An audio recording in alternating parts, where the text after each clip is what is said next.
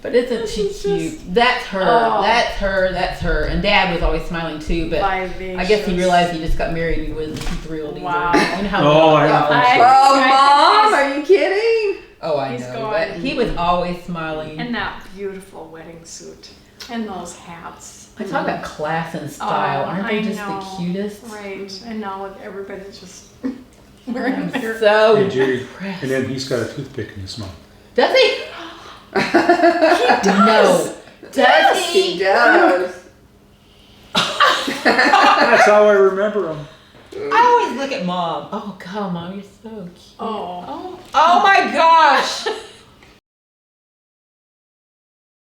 I remember. We nearly died like 50 times in Northwood. One time we were going down the freeway doing about 80 or 90 with David on the motorcycle, jumping the ditch at the end. And we never told Mom that. And who's Miles' bride? Did you know Miles' bride? He picked us up on the corner. We didn't even know who he was. And he said, "You want to go for a ride?" We said, "Sure." And wasn't David's, stranger one of David's friends. okay, because he took Who was it? One of David's friends. Miles' bride would have been. Yeah, he was super cute. He was a pilot in the Air Force during Vietnam. Well, we flew in his car. Yeah, probably did. But Steve was flying to a R&R in Taiwan, and Miles heard that there was a boy from North Dakota on his flight. And he went back, and it was Miles' bride.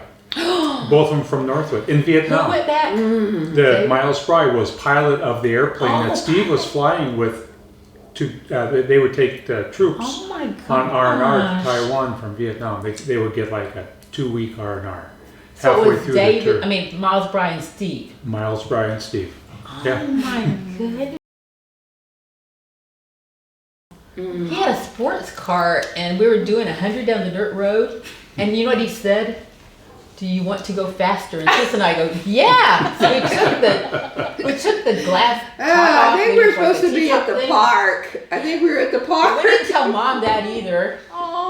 No, we were supposed to be at the park. And I think we got up to 140 on that dirt road. the way... And you could still feel that she had that, not snob, but she's like, Class, yes. "I don't talk like that. I don't listen to that. I don't want to watch that."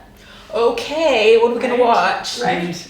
Yeah. She didn't watch You know, Aunt Bee 2020. and them were here one time. She didn't watch what? 2020 or inside, not 2020. 2020 because it was too sad. Dateline. She said, "No, it's too sad." And the news was too sad for her nowadays. She said, "I can't watch it." Maybe she needed to watch a little Andy Mayberry. Yes. She liked Deal or That's No what I Deal. do. Oh, she just loved it, and she'd go, And America says, "Don't be greedy, don't be greedy.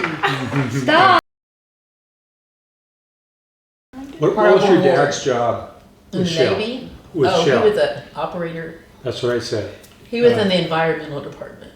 Because when we were driving by all that, we saw a Shell sign. Do you suppose this was around where he worked? Yeah, Yeah. and that would have been his plant. He was always on strike. Always. Half the time we didn't have electricity or water, but I wouldn't change our childhood for anything. Right. Because he wouldn't walk. He wasn't a scab. Yeah, Cross the line. my father-in-law was a scab. But he was out there, and Mom, DeeDee, He was and I'd take him adorable. coffee at midnight. She would take him for all the guys out there. He always walked the line. I don't know if you guys have seen this before. When I made that family cookbook, I don't know if Beatrice ever showed you that or what, but this was from that, like the picture of Grandma and then the little poem that he did with that, and then this is something That's what she wrote. in That's her Grandma's own handwriting. in her own handwriting. Oh my this is like, okay, this one says, "In the Red River Valley there grew up a tree. Its 10 branches were sturdy and strong. Now this beautiful tree, as we all can see, has thrived on the fertile soil. Each year it has grown. Yes, it has thrived and grown. Now there are 40-some branches, we are told. Among the 10 branches, there's grown many new branches, a beautiful tree to behold. Now this beautiful tree, like all the other trees, surely must have a name, you see. So they gave it a name, a beautiful name. It was called the Baki family tree. And Mother's tears have watered this beautiful tree, and her prayers have reached heaven, we know. Yes, she longed for the day this beautiful tree would be safe within the fold. Now she is gone and left us. She is safe within the fold, enjoying the beauties of heaven, where the streets are made of pure gold. Her tears, we know, have reached heaven. God has promised in his word that if we go forth weeping, bearing precious seeds, we shall come back rejoicing, bringing in the sheaves. And then she put the song, bringing in the sheaves. But I thought that was in her own handwriting, and the only reason we have that is because it would have burned in the fire. But I just took a notebook like a year before the fire at the office, and it has some of Grandma's Bible study notes in it. And so this is her testimony and her words. The day that Mom passed away, she had written a check to St. Jude's.